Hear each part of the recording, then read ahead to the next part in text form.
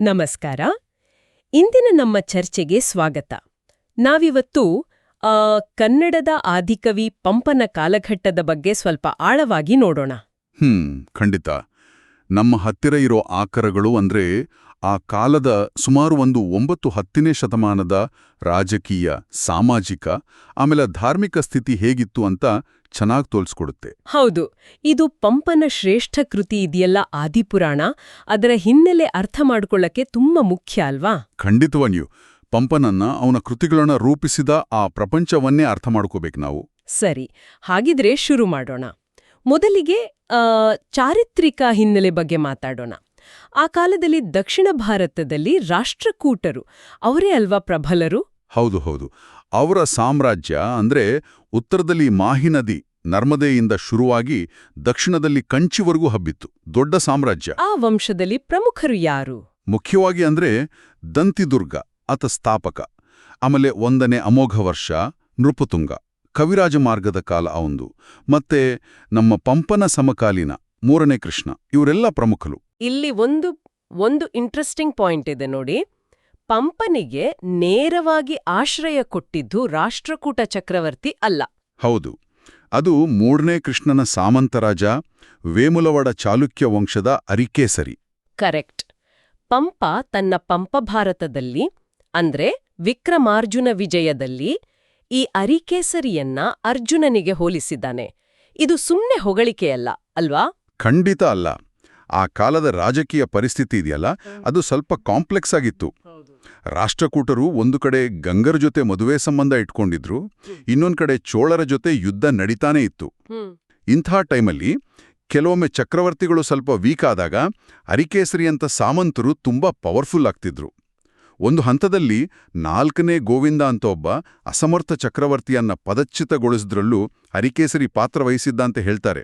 ಓ, ಹಾಗಾದ್ರೆ ಸಾಮಂತರಾಜನಿಗೆ ಅಷ್ಟು ಪ್ರಾಮುಖ್ಯತೆ ಇತ್ತು. ಹೌದು. ಬಹುಶಃ ಇದೇ ಕಾರಣಕ್ಕೆ ಪಂಪ ತನ್ನ ಕಾವ್ಯದಲ್ಲಿ ಅರ್ಜುನನಂತ ಹೀರೋನ ಚಿತ್ರಣ ಕೊಡೋಕೆ ಪ್ರೇರಣೆ ಆಗಿರಬಹುದು. ಸರಿ, ಇದು ರಾಜಕೀಯ ಚಿತ್ರಣ.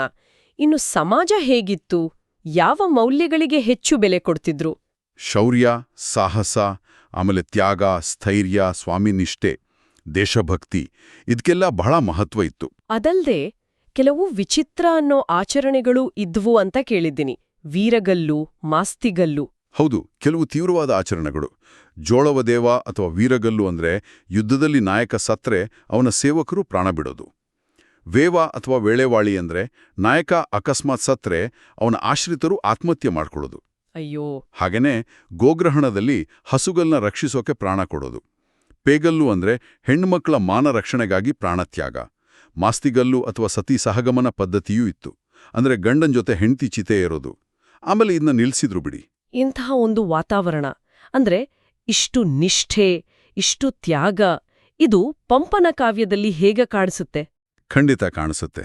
ಪಂಪಭಾರತದ ಪಾತ್ರಗಳಲ್ಲಿ ಬರುವ ಸ್ವಾಮಿ ಭಕ್ತಿ ಇದೆಯಲ್ಲ, ಅದರಲ್ಲಿ ಇದರ ಪ್ರಭಾವ ಸ್ಪಷ್ಟವಾಗಿ ಕಾಣುತ್ತೆ. ಇನ್ನೊಂದು ವಿಷಯ, ಜಾತಿ ಪದ್ಧತಿ ಇತ್ತು ನಿಜ. ಅದೇ ಪಂಪ ಮೂಲತಃ ಬ್ರಾಹ್ಮಣನಾಗಿದ್ರೂ ಜೈನ ಧರ್ಮ ಸ್ವೀಕರಿಸಿದು. ಹೌದು, ಅದು ಅಂದಿನ ಧಾರ್ಮಿಕ ಉದಾರತೆಯನ್ನ ತೋರಿಸುತ್ತೆ ಅಲ್ವಾ? ಖಂಡಿತ. ಸಮಾಜದಲ್ಲಿ ಒಂಥರ ಲೌಕಿಕ ಸುಖ, ಭೋಗ ಮತ್ತೆ ಆಧ್ಯಾತ್ಮಿಕ ತ್ಯಾಗ ಇವೆರಡರ ನಡುವೆ ಒಂದು ಬ್ಯಾಲೆನ್ಸ್ ಇತ್ತು ಅಂತ ಅನ್ಸುತ್ತೆ. ಈಗ ಧರ್ಮದ ಕಡೆ ಬರೋಣ.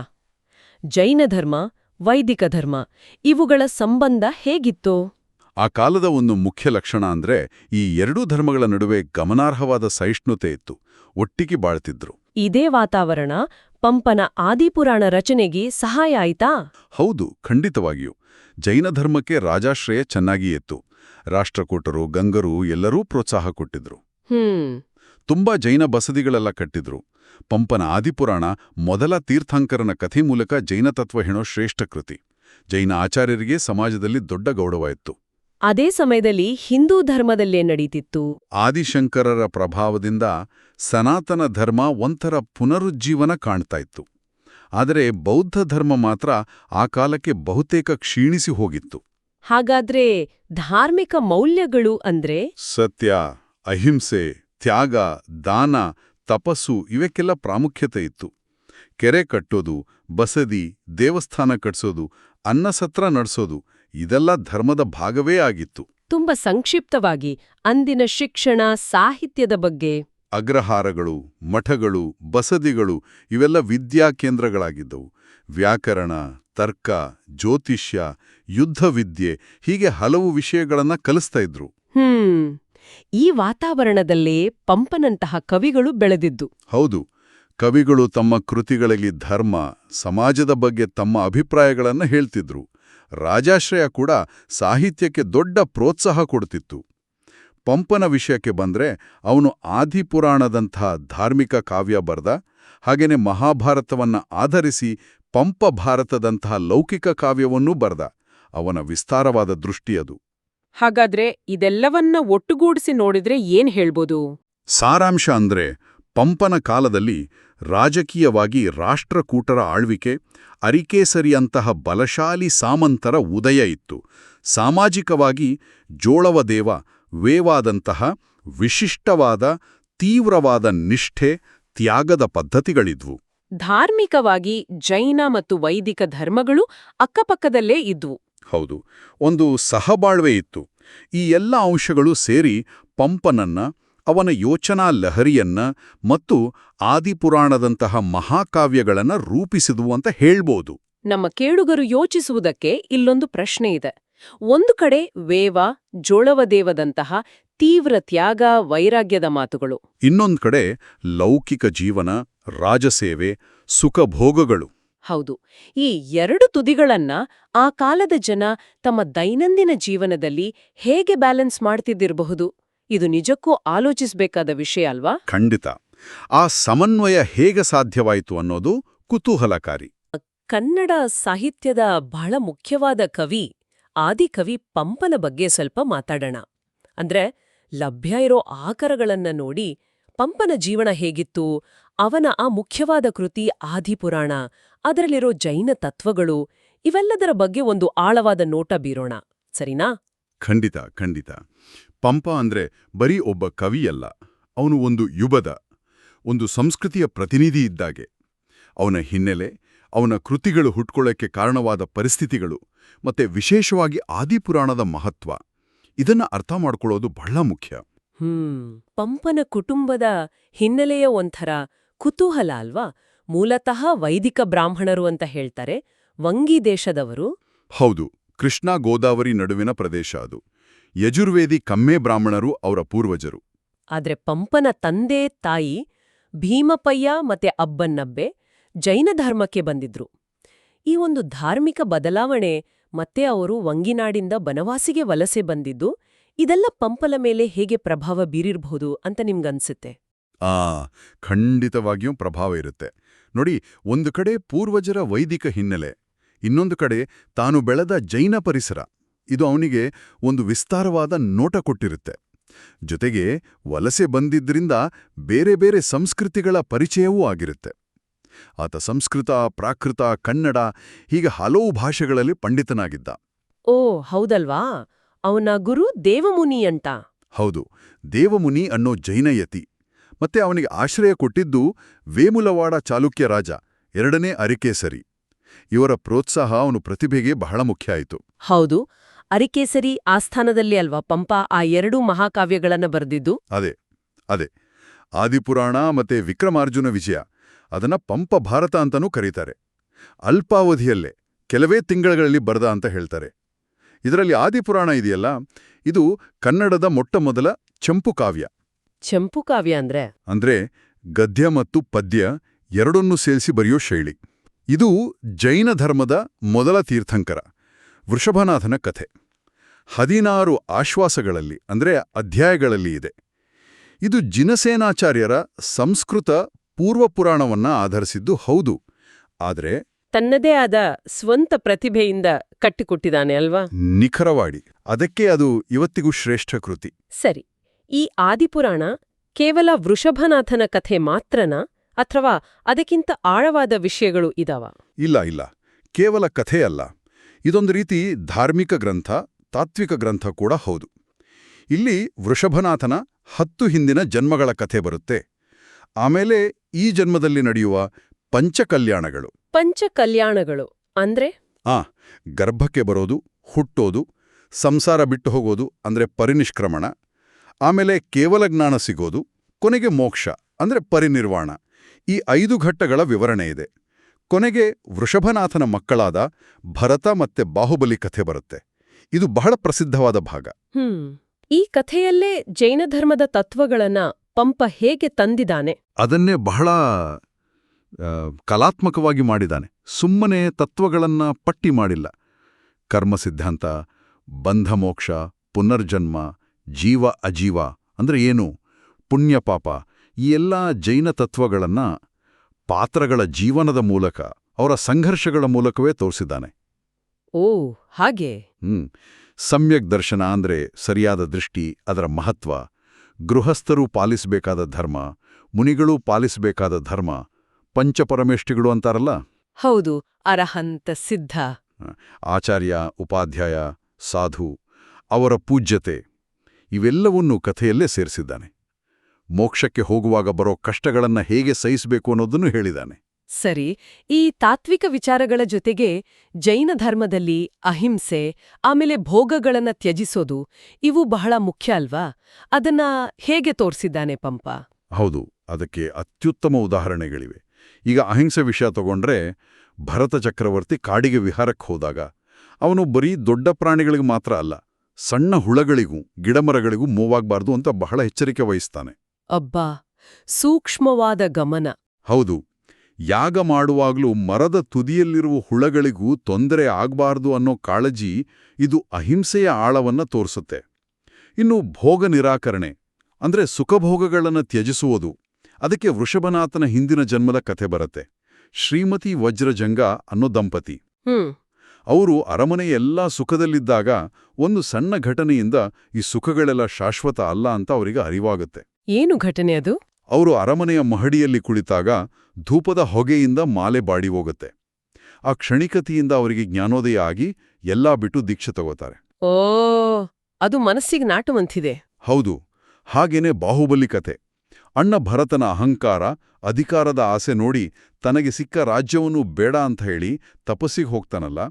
ಇದೆಲ್ಲ ಏನ್ ಹೇಳತ್ತೆ ಅಂದ್ರೆ, ಈ ಲೋಕದ ಸುಖ, ಅಧಿಕಾರ ಎಲ್ಲ ಸ್ವಲ್ಪ ಕಾಲ ಅಷ್ಟೇ, ಮೋಕ್ಷವೇ ಶಾಶ್ವತ ಅನ್ನೋ ಸಂದೇಶ ಕೊಡುತ್ತೆ.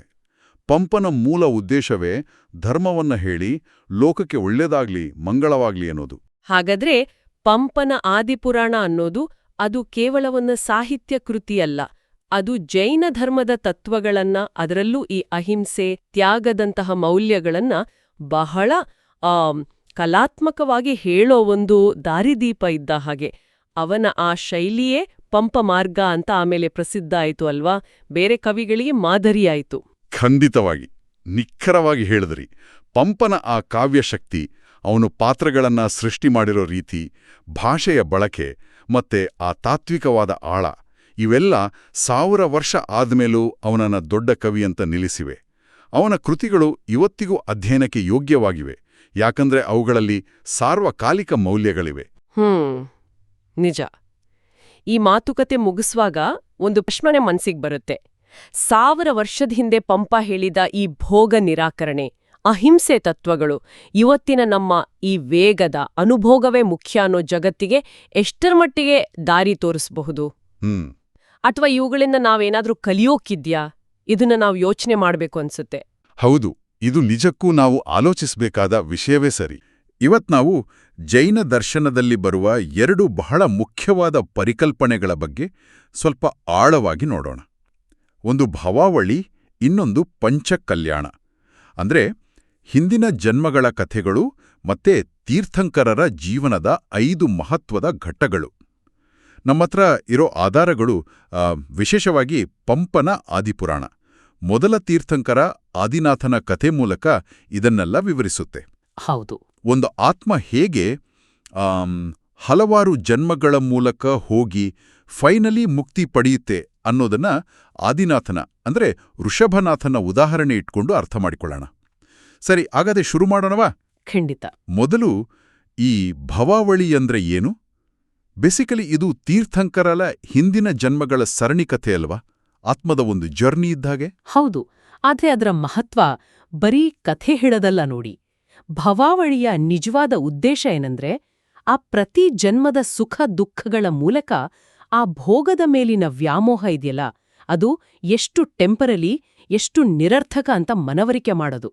ಇದ್ರಿಂದ ಒಂಥರ ವೈರಾಗ್ಯ ಮೂಡುತ್ತೆ, ಮುಕ್ತಿಗೆ ದಾರಿ ತೋರಿಸುತ್ತೆ. ಪಂಪ, ಪೊಂದ, ರನ್ನ ಇವರೆಲ್ಲ ಇದನ್ನ ತಮ್ಮ ಕಾವ್ಯಗಳಲ್ಲಿ ತುಂಬಾ ಚೆನ್ನಾಗಿ ರಸವತ್ತಾಗಿ ಬಳಸ್ಕೊಂಡಿದ್ದಾರೆ. ಹೌದು ಹೌದು. ಈಗ ಪಂಪನ ಆದಿಪುರಾಣದಲ್ಲೇ ನೋಡಿ, ಆದಿನಾಥನ 10 ಹಿಂದಿನ ಜನ್ಮಗಳ ಡೀಟೇಲ್ಸ್ ಸಿಗುತ್ತೆ.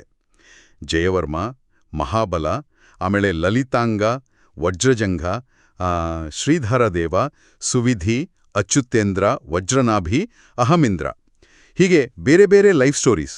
ನಿಜಕ್ಕೂ ಇದು ಇಂಟ್ರೆಸ್ಟಿಂಗ್ ಅಲ್ವಾ? ಈ ಭವಾವಳಿಗಳು ಬರೀ ಒಬ್ಬ ವ್ಯಕ್ತಿ ಅಲ್ಲ, ಅಂದ್ರೆ ಆತ್ಮ ಹೇಗೆ ಕೆಳಗಿನ ಹಂತದಿಂದ ನಿಧಾನವಾಟಿ ಮೇಲೆ ಬಂದು ಕೊನೆಗೆ ಸಿದ್ಧಿಯನ್ನ ಪಡೆಯುತ್ತೆ ಅನ್ನೋದನ್ನ ಸ್ಟೆಪ್ ಬೈ ಸ್ಟೆಪ್ ತೋರಿಸುತ್ತೆ. ಅಷ್ಟೇ ಅಲ್ಲ, ಆದಿನಾಥನ ಜೊತೆ ಮುಂದೆ ಬರುವ ಭರತ, ಬಾಹುಬಲಿ ಇವರೆಲ್ಲ ಹಿಂದಿನ ಜನ್ಮಗಳಲ್ಲಿ ಹೇಗೆ ಕನೆಕ್ಟ್ ಆಗಿದ್ರು, ಅವರವರ ಕರ್ಮಗಳು ಹೇಗೆ ಒಂದಕ್ಕೊಂದು ಲಿಂಕ್ ಆಗಿತ್ತು ಅನ್ನೋದನ್ನು ಇದು ಒಂಥರ ಸೂಚಿಸುತ್ತೆ. ಓ ಹೌದು, ಅದು ವಿಷಯಕ್ಕೆ ಇನ್ನೊಂದು ಲೇಯರ್ ಕೊಡುತ್ತೆ. ಹಾಗಾದ್ರೆ ಈ ಹಿಂದಿನ ಜನ್ಮಗಳ ದೊಡ್ಡ ಪಯಣದ ನಂತರ ಆ ಮಹತ್ವದ ತೀರ್ಥಂಕರ ಜನ್ಮದಲ್ಲಿ ನಡೆಯೋ ಘಟನೆಗಳೇ ಈ ಪಂಚಕಲ್ಯಾಣಗಳು, ಸರಿತಾನೆ? ಖಂಡಿತವಾಗಿಯೂ ಪರ್ಫೆಕ್ಟ್. ಈ 5 ಕಲ್ಯಾಣಗಳು ಅಂದ್ರೆ ತೀರ್ಥಂಕರರ ಜೀವನದ ಅತ್ಯಂತ ಶುಭ, ಮೋಸ್ಟ್ ಇಂಪಾರ್ಟೆಂಟ್ ಸ್ಟೇಜಸ್ ಅಂತ ಹೇಳ್ಬೋದು. ಆತ್ಮದ ವಿಜಯದ ಸಂಕೇತಗಳು ಅವು. ಸರಿ. ಮೊದಲನೇದು ಗರ್ಭ ಕಲ್ಯಾಣ. ತಾಯಿ ಮರುದೇವಿಗೆ ಒಂದು ಸೀರೀಸ್ ಆಫ್ ಡ್ರೀಮ್ಸ್ ಬರುತ್ತೆ. 16 ಶುಭ ಕನಸುಗಳು ಅಂತಾರಲ್ಲ, ಆನೆ, ಗೂಳಿ, ಸಿಂಹ, ಹೀಗೆ. ಇದು ಬರೀ ಕನಸಲ್ಲ, ಒಬ್ಬ ಲೋಕೋದ್ಧಾರಕ ಆತ್ಮ ಬರ್ತಾ ಇದೆ ಅನ್ನೋದಕ್ಕೆ ದೇವತೆಗಳು, ಪ್ರಕೃತಿ ಎಲ್ಲ ಕೊಡುವ ಮುನ್ಸೂಚನೆ ಇದ್ದಾಗೆ. ಎರಡನೇದು ಜನ್ಮಾಭಿಷೇಕ ಕಲ್ಯಾಣ. ಅಂದ್ರೆ ಜನನ ಆದ ತಕ್ಷಣ ಇಂದ್ರ ದೇವತೆಗಳ ಜೊತೆ ಬಂದು ಮಗುವನ್ನ ಮೇರು ಪರ್ವತಕ್ಕೆ ಕರ್ಕೊಂಡೋಗಿ ಕ್ಷೀರ ಸಮುದ್ರದ ನೀರಿನಿಂದ ಅಭಿಷೇಕ ಮಾಡೋದು, 1008 ಕಲಶಗಳಿಂದ. ಹೌದು. ಈ ಮೊದಲ 2 ಕಲ್ಯಾಣಗಳು, ಗರ್ಭ ಮತ್ತು ಜನ್ಮ, ಹೆಚ್ಚಾಗಿ ಅವರ ಮಹತ್ವ, ಲೌಕಿಕ ಗೌರವ ಇದನ್ನೆಲ್ಲ ಸೂಚಿಸುತ್ತವೆ. ಆದ್ರೆ ಮುಂದಿನ 3 ಇದೆಯಲ್ಲ, ಪರಿನಿಷ್ಕ್ರಮಣ, ಕೇವಲ ಜ್ಞಾನ, ಮೋಕ್ಷ, ಇವು ಆತ್ಮದ ನಿಜವಾದ ಟರ್ನಿಂಗ್ ಪಾಯಿಂಟ್ಸ್. ವೈರಾಗ್ಯ, ಜ್ಞಾನ, ಮುಕ್ತಿ ಕಡೆಗಿನ ಪಯಣ. 3ನೇದು ಪರಿನಿಷ್ಕ್ರಮಣ ಕಲ್ಯಾಣ. ವೃಷಭನಾಥ ರಾಜ್ಯಭಾರ ಮಾಡ್ತಿರುವಾಗ ನೀಲಾಂಜನೆ ಅನ್ನೋ ಅಪ್ಸರೆಯ ಡ್ಯಾನ್ಸ್ ನೋಡ್ತಿರ್ತಾರೆ. ಡ್ಯಾನ್ಸ್ ಮಧ್ಯದಲ್ಲೇ ಅವಳು ಮಾಯೆ ಆಗ್ತಾಳೆ. ಅದನ್ನ ನೋಡಿ ವೃಷಭನಾಥನಿಗೆ ಸಂಸಾರ ಎಷ್ಟು ನಶ್ವರ ಅನ್ನೋ ಅರಿವು ಬರುತ್ತೆ. ತೀವ್ರ ವೈರಾಗ್ಯ. ಅದೇ ಕ್ಷಣ ತಕ್ಷಣ ರಾಜ್ಯ, ಕುಟುಂಬ ಎಲ್ಲ ಬಿಟ್ಟು ದಿಗಂಬರ ದೀಕ್ಷೆ ತಗೊಳ್ತಾರೆ. ಹೌದು, ಅದು ಬಹಳ ಬಹಳ ಮುಖ್ಯವಾದ ತಿರುವು. ಹೊರಗಿನ ಪ್ರಪಂಚದ ಆಕರ್ಷಣೆ ಎಲ್ಲ ಎಷ್ಟು ಕ್ಷಣಿಕ ಅಂತ ಗೊತ್ತಾಗುವ ಆ ಮೊಮೆಂಟ್. ಅಲ್ಲಿಂದ ಶುರು ನಿಜವಾದ ಸಾಧನೆ. 4ನೇದು ಕೇವಲ ಜ್ಞಾನ ಕಲ್ಯಾಣ. ದೀಕ್ಷೆ ತಗೊಂಡೋ 1000 ವರ್ಷ ಕಠಿಣ ತಪಸ್ಸು ಮಾಡಿದ್ಮೇಲೆ ವೃಷಭನಾಥನಿಗೆ ಕಂಪ್ಲೀಟ್ ನಾಲೆಡ್ಜ್ ಬರುತ್ತೆ. ಎಲ್ಲ ಕರ್ಮಗಳನ್ನ ನಾಶ ಮಾಡಿ ಸಂಪೂರ್ಣ ಅರಿವು. ಅದೇ ಕೇವಲ ಜ್ಞಾನ. ಅಂದ್ರೆ ವಸ್ತುಗಳ, ಆತ್ಮದ ನಿಜ ಸ್ವರೂಪ ತಿಳಿಯೋದು, ಯಾವುದೇ ಭ್ರಮೆಯಿಲ್ಲದ ಪರ್ಫೆಕ್ಟ್ ನಾಲೆಡ್ಜ್. ಇದೇ ಟೈಮ್ನಲ್ಲೇ ಶ್ರೇಯಾಂಸ ರಾಜ ಮೊದಲು ಸಲ ಆಹಾರ ದಾನ ಮಾಡಿ ದಾನ ತೀರ್ಥ ಪ್ರವರ್ತಕ ಆಗ್ತಾನೆ. ಹೌದು, ಈ ಜ್ಞಾನ ಬಂದ ಮೇಲೇನೆ ಅವರು ಜಗತ್ತಿಗೆ ಬದುಕೋದಾರಿನ ತೋರ್ಸಿದ್ದು. ಮೊದಲು ಭೋಗ ಭೂಮಿಯಾಗಿತ್ತು, ಅಂದ್ರೆ ಎಲ್ಲ ಪ್ರಕೃತಿಯಿಂದ ಸುಲಭವಾಗಿ ಸಿಕ್ತಿತ್ತು. ವೃಷಭನಾಥರು ಜನರಿಗೆ ಅಸೀಮಸಿ ಕೃಷಿ ಅಂದ್ರೆ ರಕ್ಷಣೆ, ವಿದ್ಯೆ ಅಂದ್ರೆ ಬರವಣಿಗೆ, ಆಮೇಲೆ ವ್ಯವಸಾಯ ಇದನ್ನೆಲ್ಲ ಕಲ್ಸಿಕೊಟ್ರು. ಬ್ರಾಹ್ಮಿ ಲಿಪಿ, ಅಂಕೆ ಸಂಖ್ಯೆ ಎಲ್ಲ ಪರಿಚಯಿಸಿದ್ರು. ಸಮಾಜ, ವರ್ಣವ್ಯವಸ್ಥೆ ಎಲ್ಲ ಮಾಡಿ ಅದನ್ನ ಕರ್ಮಭೂಮಿ ಅಂದ್ರೆ ದುಡಿದು ಬದುಕೋ ನಾಡಾಗಿ ಮಾಡಿದ್ರು. ಇದು ಕೂಡ ಅವರ ದೊಡ್ಡ ಕೊಡುಗೆ. ಹೌದು, ಇದು ಅಷ್ಟೇ ಇಂಪಾರ್ಟೆಂಟ್. ಮತ್ತೆ ಕೊನೆದು 5ನೇದು ಮೋಕ್ಷ ಕಲ್ಯಾಣ. ಕೈಲಾಸ ಪರ್ವತದಲ್ಲಿ ಯೋಗದಲ್ಲಿ ಕುಳಿತು ದೇಹತ್ಯಾಗ ಮಾಡಿ ಸಿದ್ಧಶಿಲೆ ಸೇರಿ ಶಾಶ್ವತವಾದ ಮುಕ್ತಿ ಪಡೆಯೋದು. ಎಲ್ಲ ಕರ್ಮಗಳನ್ನು ಕ್ಷಯಿಸಿ. ಹಾಗಾದ್ರೆ ಒಟ್ಟಾರೆಯಾಗಿ ನೋಡಿದ್ರೆ ಈ ಭವಾವಳಿಗಳು ಮತ್ತೆ ಪಂಚಕಲ್ಯಾಣಗಳು ಇವೆರಡೂ ಸೇರಿ ಜೈನ ದೃಷ್ಟಿಯಲ್ಲಿ ಆತ್ಮದ ಒಂದು ಲಾಂಗ್ ಜರ್ನಿ. ಕರ್ಮ ಸಿದ್ಧಾಂತ ಹೇಗೆ ಕೆಲಸ ಮಾಡುತ್ತೆ ಮತ್ತೆ ಕೊನೆಗೆ ಮುಕ್ತಿಗೆ ದಾರಿ ಹೇಗೆ ಅನ್ನೋದನ್ನ ಅರ್ಥ ಮಾಡ್ಕೊಳ್ಳೋಕೆ ಒಂದು ಕಂಪ್ಲೀಟ್ ಫ್ರೇಮ್ವರ್ಕ್ ಕೊಡುತ್ತಲ್ವಾ? ಹೌದು. ಆದಿಪುರಾಣದಂತಹ ಕಾವ್ಯಗಳು ಇದನ್ನ ತುಂಬಾ ಸುಂದರವಾಗಿ, ಆರ್ಟಿಸ್ಟಿಕ್ ಆಗಿ ನಮ್ಗೆ ಹೇಳಿವೆ. ಖಂಡಿತ. ಇಲ್ಲಿ ಒಂದು ವಿಷಯ ನಾವು ಯೋಚನೆ ಮಾಡಬಹುದು. ಈ ಜನ್ಮ, ಕರ್ಮ, ಮುಕ್ತಿ ಈ ಸೈಕಲ್ ಇದೆಯಲ್ಲ, ಇದರ ಕಥೆಗಳು ಧಾರ್ಮಿಕ ನಂಬಿಕೆಗಳನ್ನು ಬಿಟ್ಟು ನೋಡಿದ್ರೂ ಕೂಡ ನಮ್ಮ ಇವತ್ತಿನ ಲೈಫ್ನ ಗೋಲ್ಸು ನಮ್ಮ ಆಯ್ಕೆಗಳು ಇದರ ಬಗ್ಗೆ ನಮ್ಮ ದೃಷ್ಟಿಕೋನವನ್ನ ಹೇಗಿದು ಇನ್ಫ್ಲೂಯೆನ್ಸ್ ಮಾಡಬಹುದು ಅಥವಾ ನಮ್ಮ ಯೋಚನೆಗಳನ್ನ ಹೇಗೆ ಬದಲಾಯಿಸಬಹುದು ಇದು ಆಲೋಚನೆ ಮಾಡಬೇಕಾದ ವಿಷಯ ಅನ್ಸುತ್ತೆ. ಇವತ್ ನಾವು ಪಂಪನ ಆದಿಪುರಾಣದ ಆಳಕ್ಕೆ ಇಳಿಯೋಣ. ನಮಸ್ಕಾರ. ಆದಿನಾಥನ ಪೂರ್ವಜನ್ಮಗಳ ಕಥೆಗಳು ಅಂದ್ರೆ ಆ ಭವಗಳ ಬಗ್ಗೆ ಸ್ವಲ್ಪ ಮಾತಾಡೋಣ. ನಮ್ಮ ಹತ್ರ ಇರುವ ಆಕರಗಳು ಹೇಳೋ ಹಾಗೆ ಪಂಪ ಪೂರ್ವಪುರಾಣವ ಕಥೆಯನ್ನೇ ತಗೊಂಡು ಅದಕ್ಕೆ ಒಂದು ಹೊಸ ಜೀವ ಕೊಟ್ಟಿದ್ದಾನೆ. ಹೌದು, ಖಂಡಿತ. ಪಂಪ ಬರೀ ಕಥೆ ಹೇಳೋದಿಲ್ಲ, ಪಾತ್ರಗಳಿಗೆ ಆ ಸನ್ನಿವೇಶಗಳಿಗೆ ಒಂದು ರೀತಿ ಜೀವಂತಿಕೆ ತರ್ತಾನೆ. ಹೌದು. ಮುಖ್ಯವಾಗಿ ನಾವಿವತ್ತು ಲಲಿತಾಂಗದೇವ ಮತ್ತೆ ಸ್ವಯಂಪ್ರಭೆ ಇದಾರಲ್ವಾ, ಅವರ ಸ್ವರ್ಗಲೋಕದ ಕಥೆ ಮೇಲೆ ಸ್ವಲ್ಪ ಹೆಚ್ಚು ಗಮನ ಕೊಡೋಣ. ಸರಿ.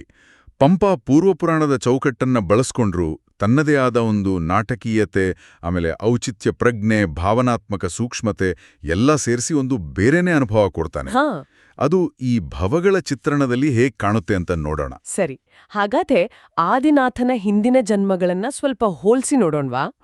ಖಂಡಿತ. ಈಗ ಜಯವರ್ಮ ಭವ ಇದೆಯಲ್ಲ, ಆಕರಗಳ ಪ್ರಕಾರ ಪಂಪ ಅಲ್ಲಿ ರಾಜನ ಅಸಾಮರ್ಥ್ಯವನ್ನ ಎತ್ತಿ ತೋರಿಸ್ತಾನೆ. ರಾಜಧರ್ಮದ ಬಗ್ಗೆನೇ ಒಂದು ಪ್ರಶ್ನೆ ಎತ್ತಾನೆ. ಹೌದು, ಇದು ಪೂರ್ವ ಪುರಾಣದಲ್ಲಿ ಶ್ರೀವರ್ಮನನ್ನ ಸ್ವಲ್ಪ ಪಾಸಿಟಿವ್ ಆಗಿ ತೋರ್ಸೋದ್ಕಿಂತ ಭಿನ್ನವಾಗಿದೆ. ಹಾಗೇನೆ ಮಹಾಬಲ ಭವದಲ್ಲಿ ಸ್ವಯಂ ಬುದ್ಧ ಅಂತ ಒಂದು ಪಾತ್ರ ಬರುತ್ತೆ. ಪಂಪ ಆ ಪಾತ್ರಕ್ಕೆ ಬಹಳ ಮಹತ್ವ ಕೊಡ್ತಾನೆ. ಮಹಾಬಲನನ್ನ ಭೋಗದಿಂದ ವೈರಾಗ್ಯದ ಕಡೆಗೆ ತೋರೋದಕ್ಕೆ ಆ ಸ್ವಯಂಬುದ್ಧನ ಪಾತ್ರ. ಪೂರ್ವ ಪುರಾಣದಲ್ಲಿ ಅದು ಸುಮ್ನೆ ಫಾರ್ಮಲ್ ಆಗಿರುತ್ತೆ. ಹೌದಾ? ಆದ್ರೆ ಪಂಪ ಅದನ್ನ ತುಂಬಾ ನಾಟಕೀಯವಾಗಿ ಪರಿಣಾಮಕಾರಿಯಾಗಿ ಚಿತ್ರಿಸಿದ್ದಾನೆ. ಓಕೆ.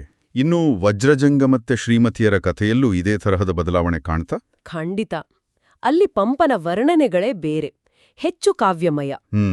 ಶ್ರೀಮತಿಯ ದುಃಖ, ಆಕೆ ಮೂರ್ಛೆ ಹೋಗುವ ಸನ್ನಿವೇಶ, ಅದನ್ನೆಲ್ಲ ಬಹಳ ಒಂದು ಆತ್ಮೀಯವಾಗಿ ಮನಸ್ಸಿಗೆ ತಟ್ಟೋ ಹಾಗೆ ಕಟ್ಟಿಕೊಟ್ಟಿದ್ದಾನೆ.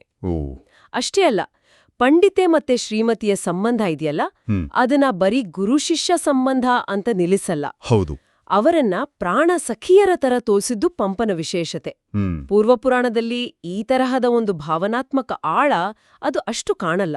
ಈ ಭಾವನಾತ್ಮಕ ಆಳದ ಬಗ್ಗೆ ಮಾತಾಡಿದಾಗ ಲಲಿತಾಂಗದೇವ ಮತ್ತು ಸ್ವಯಂಪ್ರಭೆಯರ ಕತೆ ತುಂಬಾ ಮುಖ್ಯ ಅಲ್ವಾ? ಹೌದು, ಬಹಳ ಮುಖ್ಯ. ಆದಿಪುರಾಣದ 4 ಮುಖ್ಯ ಪ್ರಸಂಗಗಳಲ್ಲಿ ಇದು ಮೊದಲನೆಯದು ಅಂತಾರೆ. ಈಶಾನಕಲ್ಪ ಸ್ವರ್ಗದಲ್ಲಿ ದೇವತೆಗಳಾಗಿ ಹುಟ್ಟಿದ್ರು ಅಲ್ವಾ ಇವರು? ಹೌದು. ಅಲ್ಲಿ ಅವರ ಜೀವನ ಹೇಗಿತ್ತು? ಸ್ವರ್ಗದಲ್ಲಿ ಅವರಿಬ್ಬರು ಪತಿ ಪತ್ನಿ. ಅಲ್ಲಿ ಅವರಿಗೆ ಅಪಾರವಾದ ಪ್ರೀತಿ, ಮೋಹ, ಆಮೇಲೆ ಇಂದ್ರಿಯ ಸುಖಗಳೆಲ್ಲ ಇರುತ್ತೆ. ಪಂಪ ಲಲಿತಾಂಗನ ಆ ಯೌವನ, ತೇಜಸ್ಸು, ಅವರ ಆ ಭೋಗದ ಜೀವನ ಇದೆಯಲ್ಲ, ಅದನ್ನ ಗಂಭೀರವಾಗಿ ಬಹಳ ಕಾವ್ಯಾತ್ಮಕವಾಗಿ ವರ್ಣಿಸ್ತಾನೆ. ಓಕೆ. ಆದ್ರೆ ಏನ್ ಗೊತ್ತಾ, ಇದು ಕೂಡ ಹಿಂದಿನ ಜನ್ಮಗಳ ಕರ್ಮದ ಫಲ ಅಷ್ಟೇ. ಇದು ಶಾಶ್ವತ ಮುಕ್ತಿ ಏನಲ್ಲ. ಹಾಲು ಸ್ವರ್ಗದ ಸುಖ ಕೂಡ ಶಾಶ್ವತ ಅಲ್ಲ ಅಲ್ವಾ? ಆಕರಗಳ ಪ್ರಕಾರ ಲಲಿತಾಂಗನ ಆಯಸ್ಸು ಮುಗಿಯೋ ಸಮಯ ಹತ್ರ ಬಂದಾಗ ಏನಾಗುತ್ತೆ? ಅಲ್ಲಿಯೇ ಪಂಪನ ಒಂದು ಪ್ರತಿಭೆ ಎದ್ದು ಕಾಣೋದು ನೋಡಿ. ಲಲಿತಾಂಗನ ತೇಜಸ್ಸೆಲ್ಲ ಕಡಿಮೆಯಾಗಿ ಅವನಿಗೆ ಸಾವಿನ ಭಯ, ದುಃಖ ಎಲ್ಲ ಆವರಿಸ್ಕೊಡುತ್ತೆ. ಅದನ್ನ ಬಹಳ ಮನಃಶಾಸ್ತ್ರೀಯವಾಗಿ ಚಿತ್ರಿಸ್ತಾನೆ. ಅವನ ಅಸಹಾಯಕತೆ, ಆ ವೇದನೆ. ಸ್ವಯಂಪ್ರಭೆಯೂ ಅಷ್ಟೇ ತೀವ್ರವಾದ ವಿರಹ ವೇದನೆ ಅನುಭವಿಸ್ತಾಳೆ. ಪಂಪ ಅವಳ ಆ ಶೂನ್ಯ ಭಾವ, ಅಲಂಕಾರ ಎಲ್ಲ ಬಿಟ್ಟಿರೋ ವಿರಹಿಣಿಯ ಚಿತ್ರಣವನ್ನ ಮನಸ್ಸಿಗೆ ನಾಟುವ ಹಾಗೆ ಕೊಟ್ಟಿದ್ದಾನೆ. ಸ್ವಲ್ಪ ವಿರಾಮ. ಆ ಕ್ಷಣಿಕ ಸುಖದ ನಂತರ ಎಷ್ಟು ಆಳವಾದ ದುಃಖ. ಪಂಪ ಅದನ್ನ ಹಿಡಿದಿಟ್ಟಿರೋ ರೀತಿ ಅದ್ಭುತ. ಆಮೇಲೆ ಅವರಿಗೇನಾದ್ರೂ ಸಮಾಧಾನ ಸಿಳುತ್ತಾ? ಹೌದು. ಆಮೇಲೆ ಮಹತ್ ದೇವಿಯರು ಬರ್ತಾರೆ. ಬಂದು ಅವರಿಗೆ ಜಿನಪೂಜೆಯ ಮಹತ್ವ, ಈ ಸಂಸಾರದ ನಶ್ವರತೆ ಬಗ್ಗೆ ಎಲ್ಲ ತಿಳಿ ಹೇಳಿ ಸಮಾಧಾನ ಮಾಡ್ತಾರೆ. ಸರಿ. ಕರ್ಮದಿಂದ ತಪ್ಸ್ಕೊಳ್ಳೋಕಾಗಲ್ಲ, ಮುಂದಿನ ಜನ್ಮಕ್ಕೆ ಸಿದ್ಧರಾಗ್ಬೇಕು ಅಂತ ಬೋಧನೆ ಮಾಡ್ತಾರೆ. ಹಾಗಾಗಿ ಲಲಿತಾಂಗ ಮುಂದಿನ ಜನ್ಮದಲ್ಲಿ ಭೂಲೋಕದಲ್ಲಿ ವಜ್ರಜಂಗನಾಗಿ ಹುಟ್ಟುತ್ತಾನೆ. ಹೌದು. ಸ್ವಯಂಪ್ರಭೆ ಶ್ರೀಮತಿಯಾಗಿ ಹುಟ್ಟುತ್ತಾಳೆ. ಕರೆಕ್ಟ್. ಇಲ್ಲಿ ಪಂಪನ ಒಟ್ಟಾರೆ ದೃಷ್ಟಿಕೋನ ನಮಗೆ ಸ್ಪಷ್ಟ ಆಗತ್ತೆ. ಭೋಗ ಎಷ್ಟೇ ದೊಡ್ಡ ಮಟ್ಟದಲ್ಲಿದ್ರೂ, ಅಂದ್ರೆ ಸ್ವರ್ಗದಲ್ಲೇ ಇದ್ರೂ ಅದು ಶಾಶ್ವತ ಅಲ್ಲ. ಹೌದು. ದುಃಖ ಮತ್ತು ನಷ್ಟದ ಅನುಭವವೇ ವೈರಾಗ್ಯಕ್ಕೆ ಮೊದಲ ಹೆಜ್ಜೆ ಅಂತ ತೋರಿಸ್ತಾನೆ. ದೇವಲೋಕದ ಸುಖ ಕೂಡ ಕರ್ಮಚಕ್ರದ ಒಂದು ಭಾಗ ಅಷ್ಟೇ, ಅದು ಕೊನೆಯ ಗುರಿ ಅಲ್ಲ ಅನ್ನೋ ಸಂದೇಶವನ್ನ ಈ ಕಥೆ ಮೂಲಕ ಒತ್ತಿ ಹೇಳ್ತಾನೆ. ಹಾಗಾದ್ರೆ ಒಟ್ಟಿನಲ್ಲಿ ಹೇಳೋದಾದ್ರೆ ಪಂಪಪೂರ್ವ ಪುರಾಣದ ಕಥಾ ಹಂದರವನ್ನೇ ತಗೊಂಡು ಅದಕ್ಕೆ ತನ್ನದೇ ಆದ ನಾಟಕೀಯತೆ, ಭಾವನಾತ್ಮಕ ಸೂಕ್ಷ್ಮತೆ, ಹೌದು. ಕಾವ್ಯಾತ್ಮಕ ಸೌಂದರ್ಯ, ತಾತ್ವಿಕ ಚಿಂತನೆಗಳನ್ನೆಲ್ಲ ಸೇರಿಸಿ ಆದಿಪುರಾಣವನ್ನ ಒಂದು ಶ್ರೇಷ್ಠ ಕೃತಿ ಮಾಡಿದ ಅಂತ ಹೇಳ್ಬೋದು. ನಮ್ಮ ಆಕರಗಳು ಇದನ್ನೇ ಹೇಳ್ತವೆ. ಖಂಡಿತವಾಗಿಯೂ. ಲಲಿತಾಂಗ ಮತ್ತು ಸ್ವಯಂಪ್ರಭೆಯರ ಆ ಸ್ವರ್ಗದ ಸುಖ, ಆಮೇಲೆ ಅದರ ಅಂತ್ಯದಲ್ಲಿ ಬರುವ ದುಃಖದ ಚಿತ್ರಣ ಇದೆಯಲ್ಲ, ಅದು ಜೀವನದಲ್ಲಿ ನಿಜವಾದ ಶಾಶ್ವತವಾದ ನೆಮ್ಮದಿ ಎಲ್ಲಿದೆ ಅನ್ನೋ ಹುಡುಕಾಟಕ್ಕೆ ನಮ್ಮನ್ನ ತಳ್ಳುತ್ತೆ. ಹೌದು. ಆ ಭೋಗದ ಆಕರ್ಷಣೆ ಒಂದ್ ಕಡೆ, ವೈರಾಗ್ಯದ ದಾರಿ ಇನ್ನೊಂದ್ ಕಡೆ. ಈ ಸೆಳೆಟ ಮುಂದಿನ ಭವಗಳಲ್ಲಿ ಹೇಗೆ ಮುಂದುವರಿಯುತ್ತೆ, ಕೊನೆಗೆ ಆದಿನಾಥನ ಮೋಕ್ಷದಲ್ಲಿ ಹೇಗೆ ಮುಕ್ತಾಯ ಆಗತ್ತೆ ಅನ್ನೋದು ನಿಜಕ್ಕೂ ನಾವು ಆಲೋಚನೆ ಮಾಡಬೇಕಾದ ವಿಷಯ. ಇವತ್ತು ನಾವು ಪಂಪಕವಿಯ ಶ್ರೇಷ್ಠ ಕೃತಿ ಆದಿಪುರಾಣದೊಳಗೆ ಸ್ವಲ್ಪ ಆಳವಾಗಿಳಿಯೋಣ. ಮುಖ್ಯವಾಗಿ 2 ವಿಷಯಗಳು. ಒಂದು, ವಜ್ರಜಂಗ ಮತ್ತೆ ಶ್ರೀಮತಿಯರ ಆ ಒಂದು ಮನಮಿಡಿಯುವ ಕಥೆ, ಪ್ರೀತಿ, ಆಮೇಲೆ ವೈರಾಗ್ಯ. ಇನ್ನೊಂದು, ತೀರ್ಥಂಕರರ ಜೀವನದಲ್ಲಿ ಬರುವ ಪಂಚಕಲ್ಯಾಣಗಳು, ಅದರ ಮಹತ್ವ ಏನು ಅಂತ. ನಮ್ಮತ್ರ ಇರೋ ಆಕರಗಳು ಇದನ್ನೆಲ್ಲ ಚೆನ್ನಾಗಿ ವಿವರಿಸುತ್ತೆ. ಸರಿ, ಹಾಗಾದ್ರೆ ಶುರು ಮಾಡೋಣ ಅಲ್ವಾ? ನಮ್ಮ ಈ ಚರ್ಚೆಯ ಮುಖ್ಯ ಉದ್ದೇಶ ಏನಂದ್ರೆ, ಆದಿನಾಥ ತೀರ್ಥಂಕರರ ಹಿಂದಿನ ಜನ್ಮದ ಕಥೆ, ಅಂದ್ರೆ ವಜ್ರಜಂಗ ಶ್ರೀಮತಿಯರದು, ಮತ್ತೆ ಆದಿನಾಥರಾಗಿ ಹುಟ್ಟಿದಾಗ ನಡೆದ ಆ 5 ಪಂಚಕಲ್ಯಾಣಗಳು. ಇವುಗಳ ಮೂಲಕ ಪಂಪ ಆ ಪ್ರೀತಿ, ಭೋಗ, ಆಮೇಲೆ ಅದು ಶಾಶ್ವತ ಅಲ್ಲ ಅನ್ನೋದು, ವೈರಾಗ್ಯದ ಅವಶ್ಯಕತೆ, ಕರ್ಮಫಲ, ಈ ಥರದ ಆಳವಾದ ವಿಚಾರಗಳನ್ನು ಹೇಗೆ ಹೇಳಿದಾನೆ ಅಂತ ನೋಡೋಣ. ಸರಿ, ಮೊದಲು ವಜ್ರಜಂಗ ಶ್ರೀಮತಿಯರ ಕಥೆನೇ ತಗೊಳ್ಳೋಣ. ಆದಿನಾಥರ ಆತ್ಮ ತೀರ್ಥಂಕರ ಆಗ್ಬೇಕಂದ್ರೆ ಅದಕ್ಕೂ ಮುಂಚೆ ಎಷ್ಟೋ ಜನ್ಮಗಳನ್ನೇ ಎತ್ತಿರುತ್ತಲ್ವಾ? ಹೌದು. ಅದರಲ್ಲಿ ಈ ವಜ್ರಜಂಗ ಅನ್ನೋದು ಒಂದು ಜನ್ಮ. ಹೌದು. ಅವರು ಮೂಲತಃ ಸ್ವರ್ಗದಲ್ಲಿ ಲಲಿತಾಂಗೋದೇವ ಮತ್ತೆ ಸ್ವಯಂಪ್ರಭೆ ಆಗಿರ್ತಾರೆ. ಆಮೇಲೆ ಭೂಮಿಯಲ್ಲಿ ಹೀಗೆ ವಜ್ರಜಂಗ ಅವರು ಶ್ರೀಮತಿಯಾಗಿ ಹುಡ್ತಾರೆ. ಓಹೋ, ಹಾಗೆ.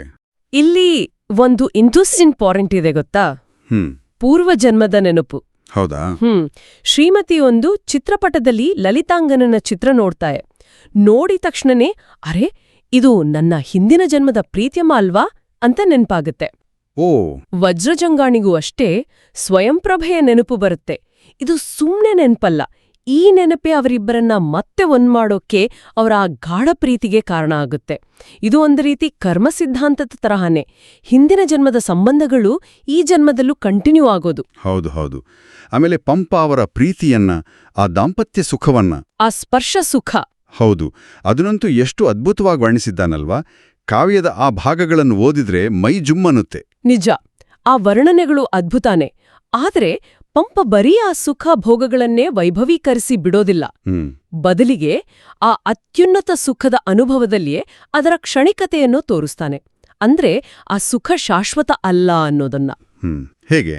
ತಮ್ಮ ಆಪ್ತರು ಸಂಬಂಧಿಕರು ದೀಕ್ಷೆ ತಗೊಂಡಾಗ, ಅಂದ್ರೆ ಸಂಸಾರ ಬಿಟ್ಟು ಸನ್ಯಾಸ ಸ್ವೀಕರಿಸಿದಾಗ, ಮತ್ತೆ ಶರತ್ಕಾಲದಲ್ಲಿ ಆ ಮೋಡಗಳು ಚದ್ರಿ ಹೋಗೋದನ್ನ ನೋಡಿದಾಗ ವಜ್ರಧಂಗನಿಗೆ ಒಂಥರ ವೈರಾಗ್ಯ ಮೂಡುತ್ತೆ.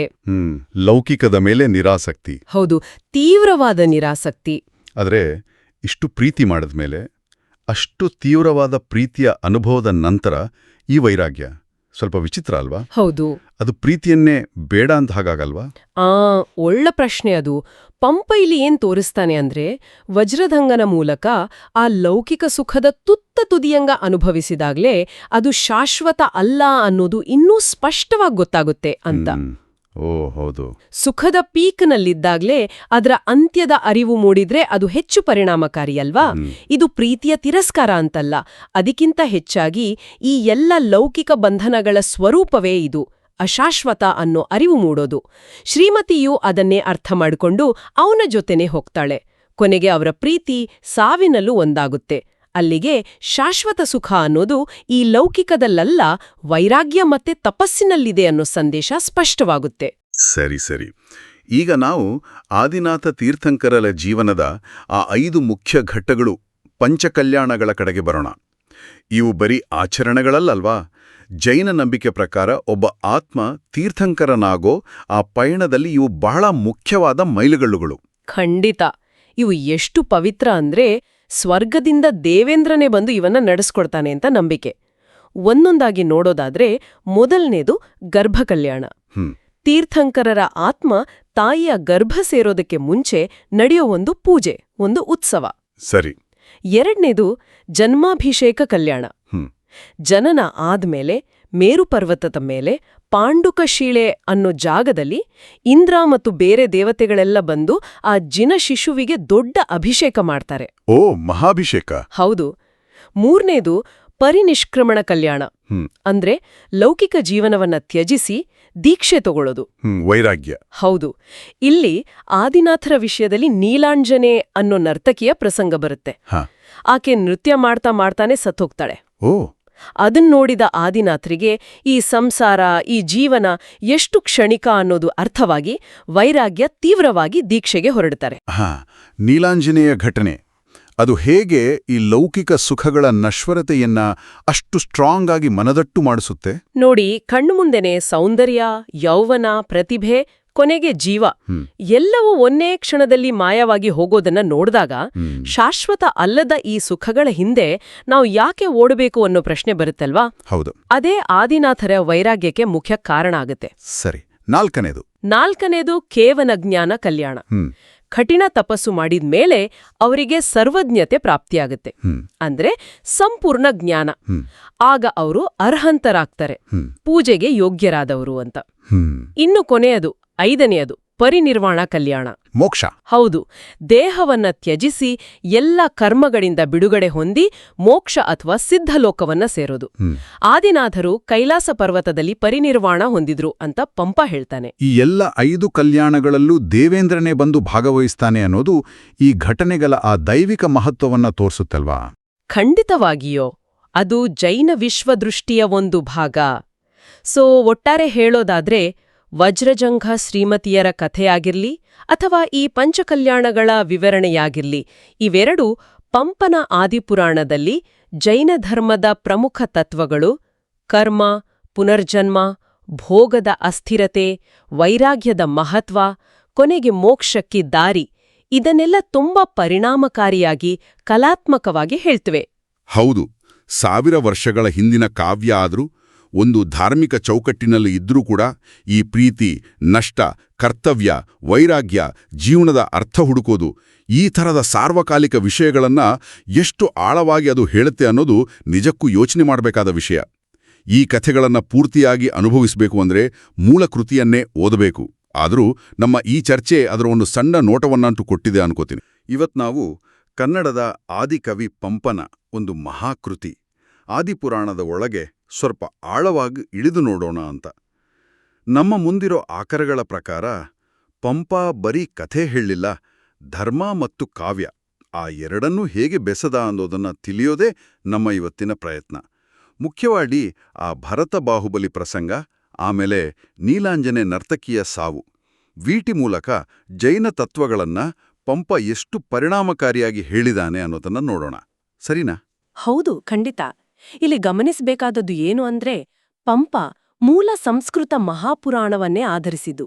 ಆದ್ರೆ ಅದನ್ನ ಹಾಗೆ ಕನ್ನಡಕ್ಕೆ ತರ್ಲಿಂದ ತನ್ನದೇ ಆದ ಕಾವ್ಯ ಪ್ರತಿಭೆಯಿಂದ ಆ ಜಿನೇಂದ್ರ ಧರ್ಮವನ್ನ ಅಂದ್ರೆ ಜೈನ ಧರ್ಮವನ್ನ ಕಾವ್ಯಧರ್ಮದ ಜೊತೆ ಸೇರಿಸಿ ಒಂದು ಸ್ವತಂತ್ರ ಓದಿಸಿಕೊಂಡು ಹೋಗುವ ಕೃತಿಯನ್ನಾಗಿ ಮಾಡಿದ. ಆ ಸಮನ್ವಯ ಇದೆಯಲ್ಲ, ಅದು ಅದ್ಭುತ. ಹಾಗಾದ್ರೆ ಎಲ್ಲರಿಗೂ ಗೊತ್ತಿರೋ ಆ ಭರತ ಬಾಹುಬಲಿ ಪ್ರಸಂಗದಿಂದಲೇ ಶುರು ಮಾಡೋಣ. ಇದು ಬರೀ ಅಣ್ಣ ತಮ್ಮಂದಿರ ಜಗಳ ಅಷ್ಟೇನಾ, ಅಥವಾ ಇದರಲ್ಲಿ ಬೇರೆ ಆಯಾಮಗಳೂ ಇವ್ಯಾ? ಖಂಡಿತವಾಗಿಯೂ ಇದು ಬರೀ ಜಗಳ ಅಂತ ಹೇಳಕ್ಕಾಗಲ್ಲ. ಇದರಲ್ಲಿ ಅಣ್ಣನ ಕಡೆಯಿಂದ ಸ್ವಲ್ಪ ಅಹಂಕಾರ ಕಾಣುತ್ತೆ, ತಮ್ಮನ ಕಡೆಯಿಂದ ಸ್ವಾಭಿಮಾನ, ಅದ್ರ ಜೊತೆಗೆ ವಾತ್ಸಲ್ಯ, ತ್ಯಾಗ, ಆಮೇಲೆ ಮುಖ್ಯವಾಗಿ ವೈರಾಗ್ಯ, ಹೀಗೆ ಮನುಷ್ಯನ ಬೇರೆ ಬೇರೆ ಭಾವನೆಗಳೆಲ್ಲ ಸೇರ್ಕೊಂಡಿದೆ. ಕಥೆ ಶುರುವಾಗೋದೆ ಅಲ್ಲಿಂದ. ಭರತ ದಿಗ್ವಿಜಯ ಮುಗ್ಸಿ ಚಕ್ರವರ್ತಿಯಾಗಿ ಅಯೋಧ್ಯೆಗೆ ವಾಪಸ್ ಬರ್ತಾನೆ. ಆದ್ರೆ ಅವನ ಚಕ್ರರತ್ನ ಅಂದ್ರೆ ಸಾರ್ವಭೌಮತ್ವದ ಸಂಕೇತ ಅದು ಪಟ್ಟಣದ ಒಳಗ್ ಹೋಗಲ್ಲ. ಯಾಕೆ? ಯಾಕಂದ್ರೆ ಅವನ ತಮ್ಮ ಬಾಹುಬಲಿ ಇನ್ನೂ ಅವನ ಅಧಿಕಾರ ಒಪ್ಪಿಲ್ಲ. ಇಲ್ಲಿಂದ ಶುರುವಾಗುತ್ತೆ ನೋಡಿ ಸಂಘರ್ಷ. ಓಹೋ, ಆಮೇಲೆ 3 ಯುದ್ಧಗಳು ಬರ್ತವಲ್ಲ, ದೃಷ್ಟಿಯುದ್ಧ, ಜಲಯುದ್ಧ, ಆಮೇಲೆ ಮಲ್ಲಯುದ್ಧ, ಅವುಗಳ ಬಗ್ಗೆ ಹೇಳಿ. ಅವು ಯಾಕಷ್ಟು ವಿಶೇಷ? ಹೌದು, ಆ 3 ಯುದ್ಧಗಳಲ್ಲೂ ಬಾಹುಬಲಿಯೇ ಗೆಲ್ಲೋದು. ಇದು ಭರತನ ಅಹಂಕಾರಕ್ಕೆ, ಅವನ ಪ್ರತಿಷ್ಠೆಗೆ ದೊಡ್ಡ ಪೆಟ್ಟು ಕೊಡುತ್ತೆ. ಸೋಲಿನ ಅವಮಾನವನ್ನ ಸಹಿಸಲಾಗದೆ ಭರತ ಯುದ್ಧದ ನಿಯಮಗಳನ್ನೇ ಮೀರಿ ತನ್ನ ಚಕ್ರರತ್ನವನ್ನ ಬಾಹುಬಲಿ ಮೇಲೆ ಪ್ರಯೋಗ ಮಾಡ್ತಾನೆ. ಅಯ್ಯೋ. ಆದ್ರೆ ಆ ದಿವ್ಯ ಆಯುಧ ಇದೆಯಲ್ಲ, ಅದು ಬಾಹುಬಲಿಗೆ ಹಾನಿ ಮಾಡಲ್ಲ, ಬದ್ಲಿಗೆ ಅವನಿಗೆ ಒಂದು ಪ್ರದಕ್ಷಿಣೆ ಹಾಕಿ ಸುಮ್ನೆ ನಿಂತುಬಿಡುತ್ತೆ. ಹೌದಾ? ಅದ ಮೇಲಿನ ಆಸೆಗಳೆಲ್ಲ ಹೊರಟೋಗುತ್ತೆ. ನೋಡಿ, ಇಲ್ಲೇ ಪಂಪನ ಕಲೆಗಾರಿಕೆ ಇರೋದು. ಧರ್ಮದ ಒಂದು ಮುಖ್ಯ ತತ್ವ ವೈರಾಗ್ಯ. ಅದನ್ನ ಇಂಥ ಒಂದು ನಾಟಕೀಯ ಸನ್ನಿವೇಶದ ಮೂಲಕ ಓದುಗರ ಮನಸ್ಸಿಗೆ ತಲುಪಿಸ್ತಾನೆ. ಕಾವ್ಯದ ಮೂಲಕ ಧರ್ಮ ಅಂದ್ರೆ ಇದೇನೆ. ಅಂದ್ರೆ ಗೆದ್ದವನೇ ಎಲ್ಲವನ್ನೂ ಬಿಟ್ಟು ಹೋಗೋಕ್ ನಿರ್ಧರಿಸ್ತಾನೆ. ಇದು ನಿಜಕ್ಕೂ ಆಶ್ಚರ್ಯ. ಆಮೇಲೆ ಆ ಕೇವಲ ಜ್ಞಾನ ಪ್ರಾಪ್ತಿಯಾಗುವ ದಾರಿ ಇದೆಯಲ್ಲ, ಅಲ್ಲೊಂದು ಸಣ್ಣ ಅಹಂಕಾರದ ಎಳೆ ಉಳಿದಿತ್ತಂತೆ. ಹೌದು, ನೀವು ಹೇಳಿದ್ದು ಸರಿ. ಬಾಹುಬಲಿ 1 ವರ್ಷ ಪೂರ್ತಿ ಕಠಿಣವಾದ ತಪಸ್ಸು ಮಾಡ್ತಾನೆ. ಆದ್ರೂ ಅವನ ಮನಸ್ಸಿನ ಮೂಲೆಯಲ್ಲಿ ನಾನು ನಿಂತಿರೋ ಈ ಭೂಮಿ ನನ್ನದು ಅನ್ನೋ ಒಂದು ಸಣ್ಣ ಅಹಂಕಾರ ಉಳಿದ್ಬಿಟ್ಟಿರುತ್ತೆ. ಕೊನೆಗೆ ಪಶ್ಚಾತ್ತಾಪಪಟ್ಟ ಭರತನೇ ಬಂದು, ಅಣ್ಣ, ನೀನು ನಿಂತಿರೋ ಈ ನೆಲವನ್ನ ನನಗೆ ದಾನವಾಗ್ಕೊಡು ಅಂತ ಬೇಡ್ಕೋತಾನೆ. ಓ. ಆಗ ಆ ಕೊನೆ ಎಳೆಯೂ ಕಳ್ಚಿಬೀಳುತ್ತೆ. ತಕ್ಷಣವೇ ಬಾಹುಬಲಿಗೆ ಕೇವಲ ಜ್ಞಾನ ಅಂದ್ರೆ ಪರಿಪೂರ್ಣವಾದ ಜ್ಞಾನ ಲಭಿಸುತ್ತೆ. ಅತೀ ಸಣ್ಣ ಅಹಂಕಾರ ಕೂಡ ಜ್ಞಾನೋದಯಕ್ಕೆ ಅಡ್ಡಿ ಅನ್ನೋದನ್ನ ಪಂಪ ಎಷ್ಟು ನಾಟಕೀಯವಾಗಿ ಪರಿಣಾಮಕಾರಿಯಾಗಿ ತೋರಿಸಿದಾನೆ ನೋಡಿ. ವೈರಾಗ್ಯ ಮತ್ತು ಜ್ಞಾನೋದಯಕ್ಕೆ ಕಾರಣವಾಗುವ ಇನ್ನೊಂದು ಮುಖ್ಯವಾದ ಘಟನೆ ಅಂದ್ರೆ ಅದು ಮೊದಲ ತೀರ್ಥಂಕರ ಆದಿನಾಥನ ಜೀವನದಲ್ಲಿ ನಡೆಯುವ ಲೀಲಾಂಜನೇಯ ಸಾವು. ಅದ್ರ ಬಗ್ಗೆ ಸ್ವಲ್ಪ ಹೇಳ್ತೀರಾ? ಖಂಡಿತ. ನೀಲಾಂಜನೇಯನ್ನೋಳು ಒಬ್ಬ ನರ್ತಕಿ. ಆದಿನಾಥನ ಅಂದ್ರೆ ವೃಷಭದೇವನ ಆಸ್ಥಾನದಲ್ಲಿ ನಾಟ್ಯ ಮಾಡ್ತಾ ಇರ್ತಾಳೆ. ಹಾಗೆ ನಾಟ್ಯ ಮಾಡ್ತಾ ಇರುವಾಗ್ಲೇ ಇದ್ದಕ್ಕಿದ್ದಾಗೆ ಅವಳ ಆಯುಸ್ಸು ತೀರು ಹೋಗುತ್ತೆ. ಅವಳು ಅಲ್ಲೇ ಅದೃಶ್ಯಳಾಗ್ತಾಳೆ. ಓ, ನೃತ್ಯ ಮಾಡ್ತಿದ್ದ ಹಾಗೇನಾ? ಹೌದು. ಆ ಕ್ಷಣಿಕವಾದ ನೃತ್ಯದ ಹಾಗೇನೆ ಈ ನಮ್ಮ ಬದುಕು, ಈ ಲೌಕಿಕ ಸುಖಗಳೆಲ್ಲ ಎಷ್ಟು ನಶ್ವರ, ಶಾಶ್ವತ ಅಲ್ಲ ಅನ್ನೋದು ಆದಿನಾಥನಿಗೆ ಮನವರಿಕೆಯಾಗುತ್ತೆ. ಈ ಘಟನೆಯೇ ಅವನಲ್ಲಿ ತೀವ್ರವಾದ ವೈರಾಗ್ಯವನ್ನ ಹುಟ್ಟಿಸಿ ರಾಜ್ಯಭಾರವನ್ನೆಲ್ಲ ತೊರೆದು ದೀಕ್ಷೆ ತಗೊಳ್ಳೋಕೆ ಅಂದ್ರೆ ಪರಿನಿಷ್ಕ್ರಮಣಕ್ಕೆ ಕಾರಣವಾಗುತ್ತೆ. ಸರಿ. ಇದು ಕೂಡ ತೀರ್ಥಂಕರರ ಜೀವನದಲ್ಲಿ ಬರುವ 5 ಮುಖ್ಯ ಘಟ್ಟಗಳು, ಪಂಚಕಲ್ಯಾಣಗಳು ಅಂತಾರಲ್ಲ, ಅದರಲ್ಲಿ ಒಂದು. ಇಲ್ಲೂ ಅಷ್ಟೇ, ಪಂಪ ಒಂದು ಭಾವನಾತ್ಮಕ ಸನ್ನಿವೇಶದ ಮೂಲಕ ಜೈನ ಧರ್ಮದ ಅನಿತ್ಯತೆಯ ತತ್ವವನ್ನ ಮನಸ್ಸಿಗೆ ನಾಟುವ ಹಾಗೆ ಹೇಳಿದಾನೆ. ಹಾಗಾದ್ರೆ ಈ 2 ಕಥೆಗಳನ್ನು ನೋಡಿದಾಗ ಪಂಪ ಬರೀ ಕತೆ ಹೇಳ್ತಾ ಇಲ್ಲ, ಆತ ಜೈನ ಧರ್ಮದ ಸಾರವನ್ನೇ ಕಾವ್ಯದ ರೂಪದಲ್ಲಿ ನಮ್ಮ ಮುಂದಿಡ್ತಿದ್ದಾನೆ ಅಂತ ಅನ್ಸುತ್ತೆ ಅಲ್ವಾ? ನಿಖರವಾಗಿ ಹೇಳಿದ್ರಿ.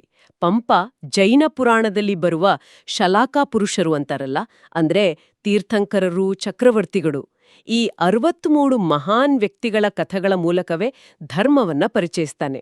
ಅವರ ಜೀವನದ ಮುಖ್ಯ ಘಟ್ಟಗಳಾದ ಪಂಚಕಲ್ಯಾಣಗಳನ್ನ ಅಂದ್ರೆ ಗರ್ಭಾವತರಣ, ಜನನ, ದೀಕ್ಷೆ, ಕೇವಲ ಜ್ಞಾನ, ಮೋಕ್ಷ ಇವುಗಳನ್ನೆಲ್ಲ ಕಾವ್ಯಾತ್ಮಕವಾಗಿ ವಿವರಿಸ್ತಾನೆ. ಸುಮ್ಮನೆ ತತ್ವಗಳನ್ನ ಹೇಳೋದಿಕ್ಕಿಂತ ಇಂತಹ ಕಥೆಗಳ ಮೂಲಕ ಮಾನವೀಯ ಭಾವನೆಗಳ ಜೊತೆಗೆ ಹೇಳಿದಾಗ ಧರ್ಮ ಅನ್ನೋದು ನೀರಸ ಆಗಲ್ಲ, ಅದು ಹೆಚ್ಚು ಆಕರ್ಷಕ ಆಗುತ್ತೆ. ಒಟ್ಟಾಲೆಯಾಗಿ ನೋಡಿದ್ರೆ ಪಂಪನ ಆದಿಪುರಾಣ ಕೇವಲ ಒಂದು ಧಾರ್ಮಿಕ ಗ್ರಂಥ ಅಲ್ಲ, ಅದು ಮನುಷ್ಯ ಸ್ವಭಾವದ ಸಂಕೀರ್ಣತೆಗಳು, ಅವನ ಭಾವನೆಗಳು, ಅಹಂಕಾರ, ತ್ಯಾಗ, ವೈರಾಗ್ಯ, ಆಮೇಲೆ ಸತ್ಯದ ಹುಡುಕಾಟ ಇದನ್ನೆಲ್ಲ ಬಹಳ ಕಲಾತ್ಮಕವಾಗಿ ಚಿತ್ರಿಸುವ ಒಂದು ಶ್ರೇಷ್ಠ ಕಾವ್ಯ. ಭರತ ಬಾಹುಬಲಿ ಕಥೆಯ ನಾಟಕೀಯತೆ ಇರ್ಬೋದು, ನೀಲಾಂಜನ ಘಟನೆಯ ಆ ತೀವ್ರತೆ ಇರ್ಬೋದು, ಎಲ್ಲವೂ ಪಂಪನ ಪ್ರತಿಭೆಗೆ ದೊಡ್ಡ ಸಾಕ್ಷಿ. ಹೌದು. ಧರ್ಮದ ಆಳವಾದ ತತ್ವಗಳನ್ನ, ವೈರಾಗ್ಯದಂತಹ ಸ್ವಲ್ಪ ಕ್ಲಿಷ್ಟ ಎನಿಸಬಹುದಾದ ವಿಷಯಗಳನ್ನ ಕೂಡ ಓದುಗರ ಮನಸ್ಸನ್ನ ಹಿಡಿದಿಟ್ಟುಕೊಳ್ಳೋ ಹಾಗೆ ರಸವತ್ತಾಗಿ ಹೇಳಿರೋದೇ ಪಂಪನ ಹೆಗ್ಗಳಿಕೆ. ಅವನು ಧರ್ಮಂ ಜಿನೇಂದ್ರ ಧರ್ಮಂ ಅಂತ ನಂಬಿದ್ರೂ ಅದನ್ನ ಬೋಧಿಸಿದು ಮಾತ್ರ ಕಾವ್ಯಧರ್ಮದ ಮೂಲಕವೇ. ಆ 2ರ ಸಮನ್ವಯವೇ ಅವನ ಶಕ್ತಿ.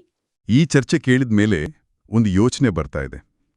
1000 ವರ್ಷದ ಹಿಂದೆ ಪಂಪ ಸಾಧಿಸಿದ ಈ ಕಲಾತ್ಮಕ ಸಮನ್ವಯ ಇದೆಯಲ್ಲ, ಅದರಿಂದ ನಾವಿವತ್ತು ಏನಾದರೂ ಕಲಿಬಹುದಾ? ಅಂದ್ರೆ ಇವತ್ತಿನ ಕಥೆಗಾರರು ಗಂಭೀರವಾದ ತಾತ್ವಿಕ ವಿಷಯಗಳನ್ನಾಗಲಿ, ಸಾಮಾಜಿಕ ವಿಷಯಗಳನ್ನಾಗಲಿ ಜನಸಾಮಾನ್ಯರಿಗೆ ಇಷ್ಟವಾಗೋ ಹಾಗೆ ಮನರಂಜನೆಯ ಮೂಲಕ ತಲುಪಿಸೋಕೆ ಇಂಥ ಯಾವ ಹೊಸ ದಾರಿಗಳನ್ನು ಕಂಡಿಡಿಬೋದು? ಇದು ಯೋಚನೆ ಬೇಕಾದ ವಿಷಯ.